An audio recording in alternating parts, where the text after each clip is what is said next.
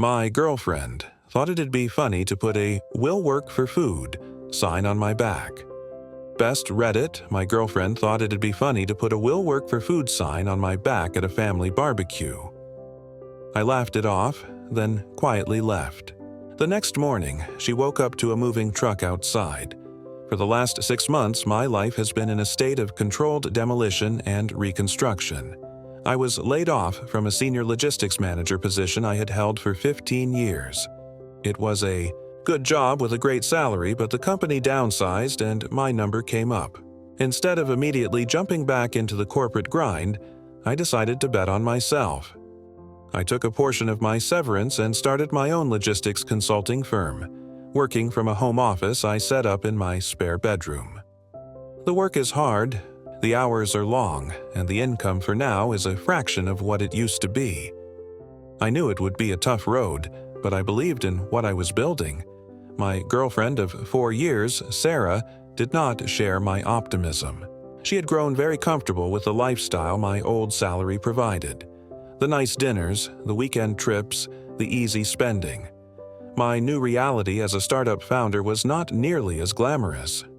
Her support quickly morphed into a quiet simmering, resentment that would bubble up in the form of little jokes and passive-aggressive comments. She started referring to my new business as my little project and would ask me if I was going to get a real job soon, at least once a week. I tried to ignore it.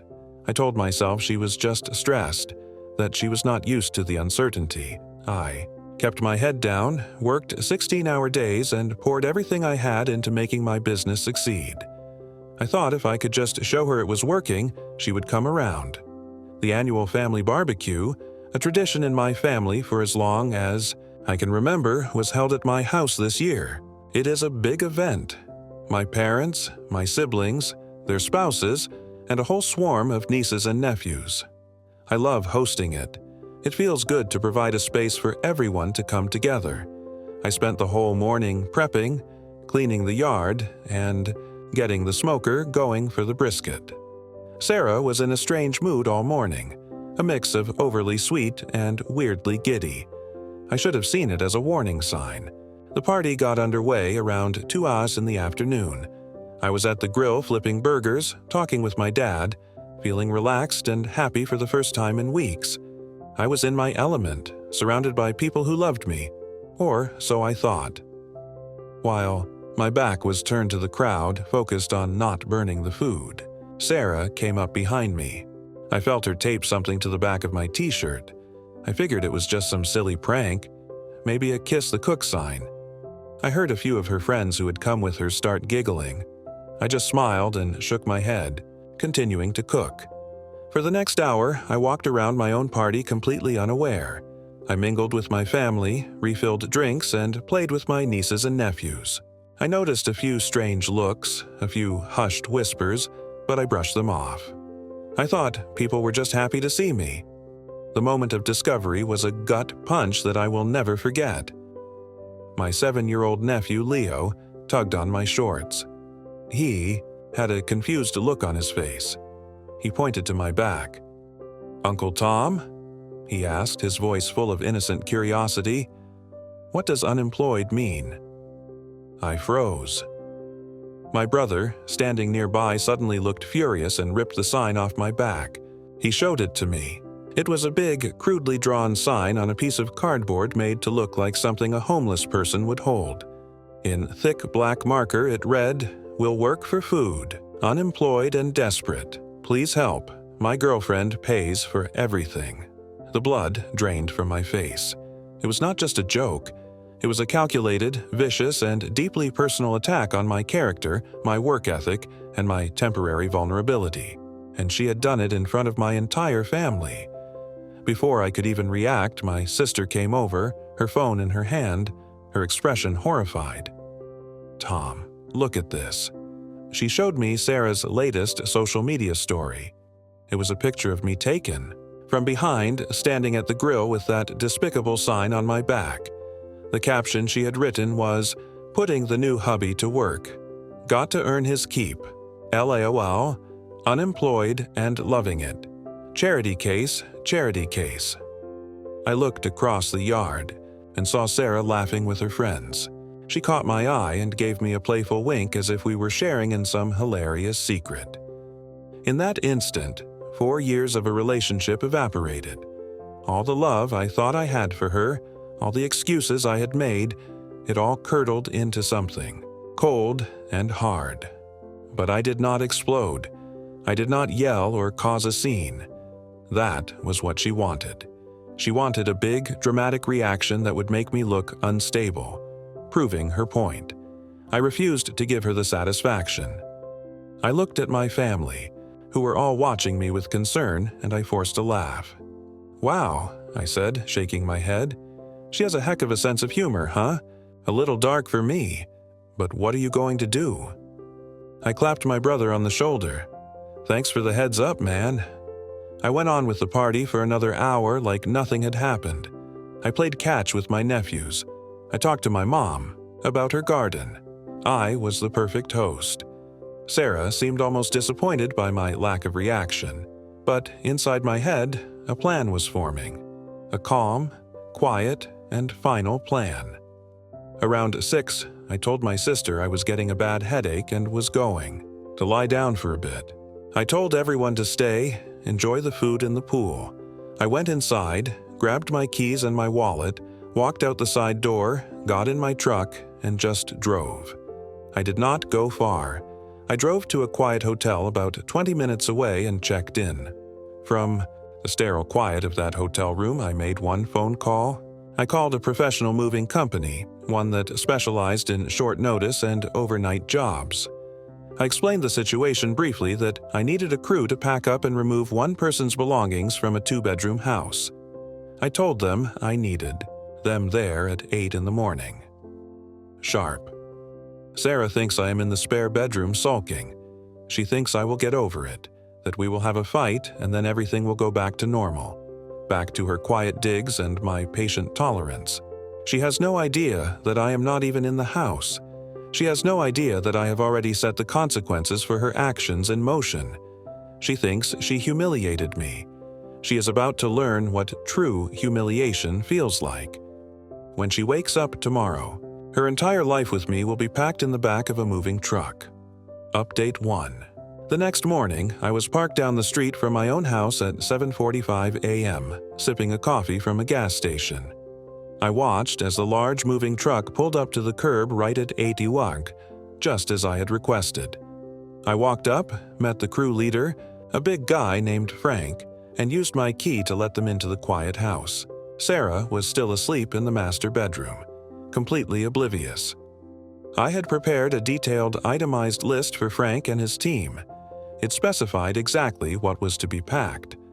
All women's clothing and shoes from the master bedroom closet. All personal items from the master bathroom vanity, the entire contents of the spare bedroom that she had converted into her office, and several boxes clearly labeled Sarah in the garage. I was being meticulous. I did not want any accusations of theft or damage. The crew was professional, moving with a quiet efficiency that I appreciated. They started in the spare room. About 20 minutes in, the sounds of their work, the quiet murmur of voices, the squeak of packing tape finally woke Sarah up. I was standing in the living room when she emerged from the bedroom wearing one of my old t-shirts. Her hair was a mess and her face was puffy from sleep. She saw the two movers carefully wrapping her computer monitor in a moving blanket and froze. Her expression shifted from sleepy confusion to pure panicked disbelief. "Tom, what is going on?" she demanded, her voice rising. "Who are these people? What is happening?" I took a sip of my coffee and looked at her, my face completely neutral. "They are movers, Sarah," I said calmly. "I hired them. You are moving out." "Moving out?" she shrieked, her voice cracking. "What are you talking about? Are you insane? Is this because of that stupid joke yesterday?" "It was not a joke," I said, my voice dangerously quiet. "It was a public statement. You made it very clear what you think of me. I'm simply accepting it. The people you live with, your family, you do not humiliate them for sport. That is something you do to a stranger or a roommate you do not like. So, this roommate is asking you to leave. I pulled out my phone and showed her the screenshot of her social media post. The picture of me with the sign, the hateful caption, the laughing emojis from her friends. "This is not something you come back from, Sarah," I told her. She started to cry then, but it was not the sound of remorse. It was the sound of a child having her favorite toy taken away. "You cannot do this. Half of this stuff is mine. We built this life together. Let's be very clear," I said, taking a step closer. "You did not build anything. You were a resident. I own this house and all the furniture in it 2 years before I even met you. You have not contributed a single dollar to the mortgage or the bills in the 4 years we have been together. You are welcome to take every single item that you personally purchased with your own money. The movers have a list. They will be delivering your belongings to any address you provide within a 50-mi radius. I would suggest you start making some phone calls." Her entire world was visibly crumbling around her. She sputtered, trying to find an argument. "My car, the furniture, the television. My car, my furniture, my television." I corrected her gently. "I have already been to the bank this morning. Your name has been removed from our joint account. The supplementary credit card you have been using has been canceled. The financial arrangement you found so amusing yesterday is now over." She sank onto the arm of the couch, her face in her hands, and let out a sound that was half sob, half scream. I felt nothing, no pity, no satisfaction, just a quiet, resolute emptiness. I had given her every chance to show me a basic level of respect, and she had responded by trying to make me a laughingstock in front of the people I care about most. The movers continued their work, professionally, ignoring the drama unfolding, in the living room. It took them about 2 hours to load everything into the truck. During that time, Sarah made a series of frantic whispered phone calls from the back patio. First, she called her friends, the ones who had laughed so hard at her prank. I could guess from her side of the conversation that they were not offering up their spare bedrooms. Then, finally, she made the call I knew she was dreading. She called her parents. When the truck was fully loaded, Frank, the crew leader, came to me with a clipboard. "We have an address, sir. A place in Northwood." Her parents' house, of course.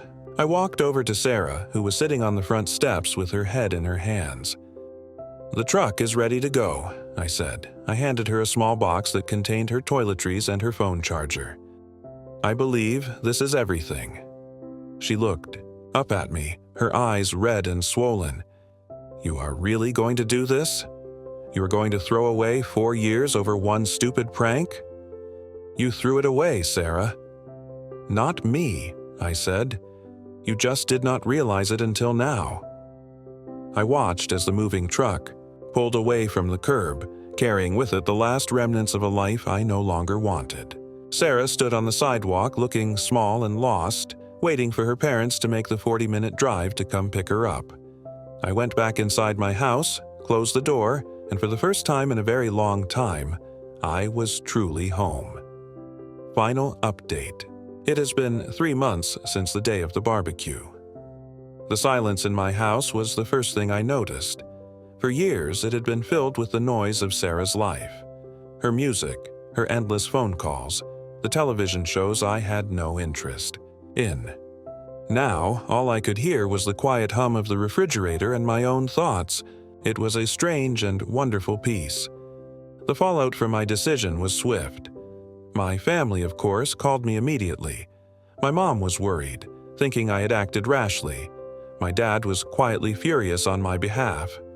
I sat them both down and calmly explained everything, not just the prank at the barbecue, but the constant subtle erosion of respect over the past year. I showed them her social media post. When my mom saw the captioned charity case, her worry turned to a cold anger I had rarely seen in her. They understood. They did not see my actions as revenge. They saw them as self-preservation. Sarah's attempt at a smear campaign was clumsy and ineffective. She and her friends posted their usual vague complaints about toxic men and crazy exes. It did not work. Too many people, my entire family, had witnessed the prank firsthand. The story that spread through our mutual circles was not the one she was trying to sell. The story was about a woman who publicly humiliated her partner and was shocked when he finally stood up for himself. About a week after she moved out, I received a certified letter from a lawyer. It was a list of demands. She was claiming half the value of the furniture, compensation for emotional distress, and demanding I continue to make the payments on her car, which was also in my name. My response was simple. My lawyer sent back a package containing a copy of the deed to my house, which was dated 2 years before I met her. It included bank statements showing I had paid for all the furniture from my personal account. It also included a detailed accounting of the nearly $10,000 she had charged to my supplementary credit card over the past year for non-essential items. Finally, it included a copy of the social media post she had made. The letter concluded by stating that if she wished to pursue the matter, we would be happy to see her in court where we would be filing a counterclaim for the money she owed me and for defamation of character based on her social media posts. We never heard from her lawyer again. The biggest consequence for her, however, was financial. Without my income supporting her, her entire world collapsed. She could not afford her car payments. So I gave her a choice: refinance it in her own name, or I would sell it. Since no bank would give her a loan, I sold the car, paid off the remaining balance of the loan, and mailed her a check for the difference, which was a little under $1,000. She is still living with her parents. I hear bits and pieces through the grapevine. She had to get a 9-to-5 job in customer service. Her influencer dreams are dead. Her friends, the ones who laughed at her cruel prank, apparently stopped coming around once she could no longer afford to go out for expensive dinners. Humiliation, it turns out, is not so funny when you are the one living it. The most satisfying part of this whole ordeal, however, has nothing to do with her. It has to do with me. That layoff, which felt like a failure, turned out to be the best thing that ever happened to me. Free from the constant stress and financial drain of my relationship with Sarah, I was able to pour all my energy into my consulting business. 2 months ago, I landed my first major client, a regional shipping company that needed a complete overhaul of their logistics network. It was a massive contract, more than I had dared to hope for. Last month, I landed another one. My little project is now a legitimate, thriving business.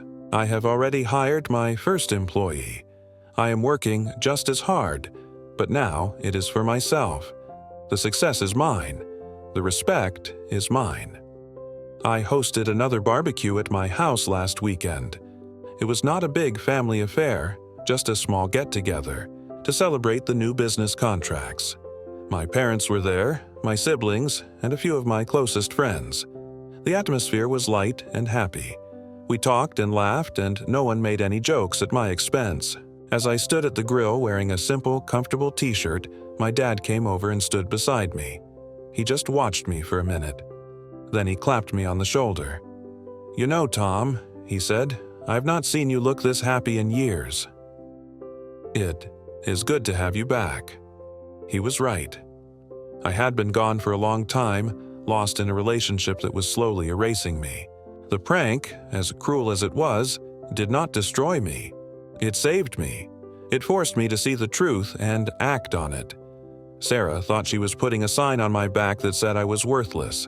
What she really did was give me a sign that said it was time to move on, and for that, I suppose I should be grateful.